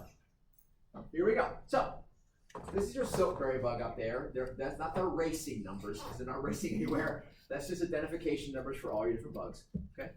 They paint them on, the bugs are fine. And so, what you have, you won't forget this story. It's probably why they tell it. Probably much more appropriate stories to tell, but no one remembers them, so we all remember this one. So, males copulate with females, pretty standard story. The thing is, the females don't just have one, they have whole broods of bugs. Now, I don't know if you know this, but dogs, for example, are a great example of the problem of mate guarding. Anybody ever been a dog breeder? Or even know anything about breeding dogs? So, males get tied to the female. It's awful because the male cries in pain. What this is the male's penis swells up inside the female and attaches him to her. Why? Because females can have how many pups at a time? 6, 7-ish. Well, here's the thing. Males who mate with her during her moment of being fertile, the more males that mate, the more offspring have different fathers. So the tying on thing prevents the male from having to compete with the males. I had bred one of my dogs before. It was one of my neighbors did. But I had a male dog as well, and half of the litter was like purebred boxer, and the other was boxer British Spaniel. There you go. So now imagine the bug problem. They don't have 7; they have whole broods of bugs. So males have to choose: should I mate guard? Because if there's 1 male and 100 females, should you mate guard? No, because you have bazillions of offspring by hopping from one female to another. Wait, but what if there's 10 males and 10 females? Should I mate guard? Yes, because if I even move, the female might be mounted by others, and then I've lost some of my offspring. Like you said exactly. I actually bred boxers. That's really fascinating. You told that story. Okay, so here's the thing. You can pretty easily do the natural selection guess. If there's 1 male for every 2 females, don't mate guard. Okay? If there's 1 male per female, 10 and 10, 100 and 100, whatever, you should mate guard a lot. Now, can somebody tell me why the prediction goes, if there's 2 males for every female, you should mate guard, but you end up mate guarding a little bit less, because this is where the intelligence comes in. What were the costs of learning? What were the costs of learning? A lot of energy. The brain needs a lot of energy. And Time. sometimes you learn the wrong thing. 3. You learned the wrong thing. Okay. So, why does mate guarding potentially drop when there's double the number of males to females? Okay, so leave that for now. Just let's sit on the top of your brain. Okay, so we have, hang on. So, hang on. Let me do this part, and then you can tell me. Okay, so now we've got 2 populations of the same species. We got a population in Florida, and we got a population in Oklahoma. Now, if you've ever been to Florida, nothing changes in Florida, including the number of crocodiles wandering around looking for you to eat. Florida is just friggin' Florida. And so in Florida, the number of males to females in the natural environment never changed. It was always about an equal number, okay? But in Oklahoma, there are vast seasonal changes and constantly changing frequencies or percentages of male versus female bugs. Make sense? Okay. So they bring all of these bugs into a lab. You just put them in a Lexan, like a clear plastic box, and you just artificially change the numbers. Okay, just change them back and forth. Sometimes you got 10 males and 20 females. Sometimes you got 20 and 20. Sometimes you got 20 males and 10 females. Right? The Florida bugs never changed mate guarding. It didn't matter how many times you moved around their percentages, the Florida males mate guarded no matter what. The Oklahoma bugs did not. The Oklahoma bugs paid attention. They could actually count. That's friggin' hard to do. Now, that doesn't mean they went 1, 2, 3, 4, 5, 6, 7, 8, 9, 10. They didn't do any of that. What they did was they were able to tell that they should mate guard less because there was more females around than there were males. And think. Imagine you're a bug, you're looking around, and you see empty bugs. And you go, okay, so there's more females around than males, I shouldn't mate guard. Now tell me why this side of it is the important one. Yeah. Does that not happen naturally? It happens naturally.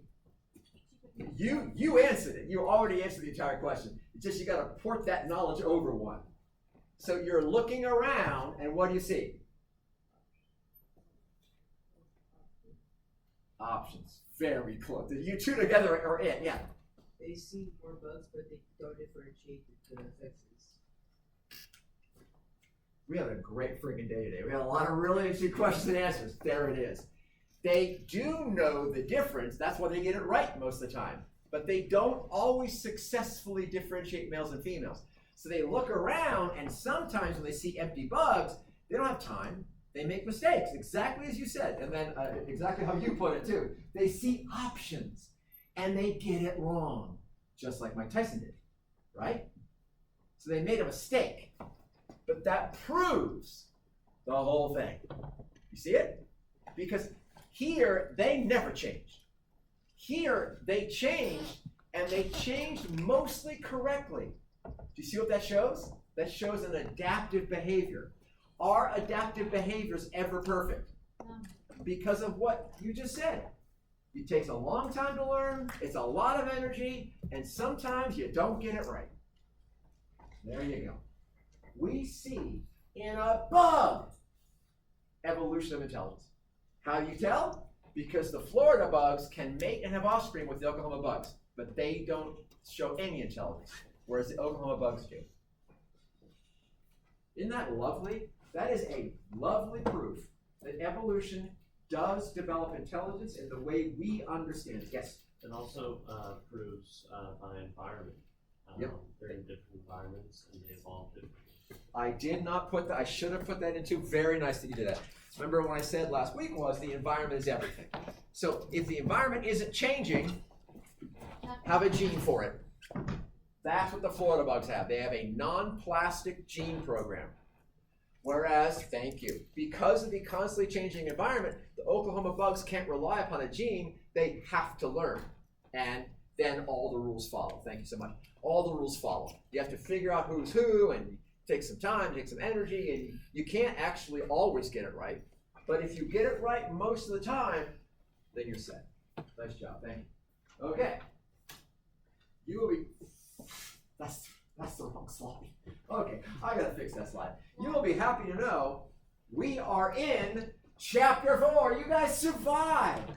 Yeah, we did it. And we made it on time. I'm not even gonna let you go late today. I'm gonna let you go 8 minutes early. You guys have a wonderful day, wonderful questions, excellent knowledge. I love it. Have a great day. I'll see you tomorrow. Don't forget to put your name on the roll. I have all the drops today. Don't forget you've got it in your PowerPoint.